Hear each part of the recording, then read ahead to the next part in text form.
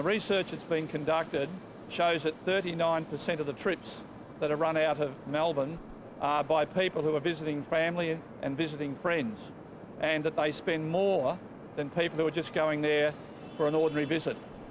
In fact, they spend double the amount of money for someone who's perhaps going to a regional centre on business.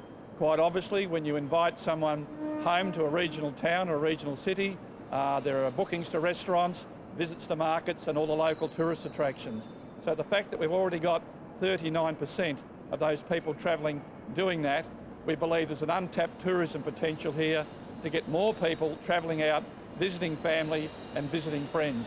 I think we're all probably guilty of the fact that we don't visit family, friends as often as we could, and this particular promotion is designed to tap in to people's conscience, to say to the fact, go out, visit family, visit friends, get rid of the guilt trip and make sure you visit regional Victoria, or if you're in the regions, you come down into Melbourne.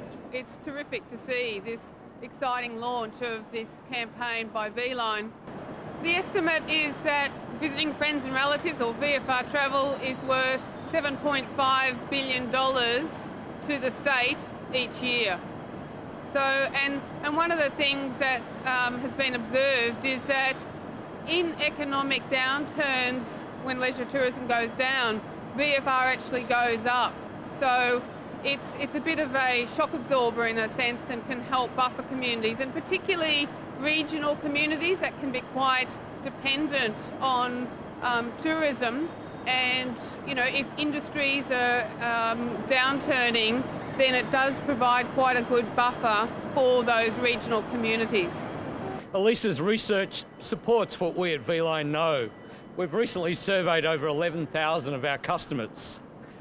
And what they tell us is the primary reasons that they travel are for work and education, but visiting family and friends comes next.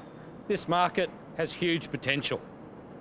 We know that about 740,000 Melburnians travel every year to regional Victoria to visit their family and friends.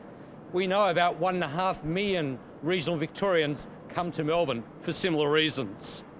Public transport plays an important role in connecting people, and VLine is integral to this.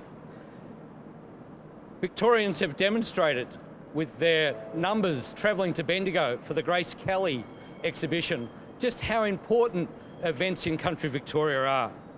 The visiting family and friends market will be enormous. We think there's a great payoff for all of Victoria.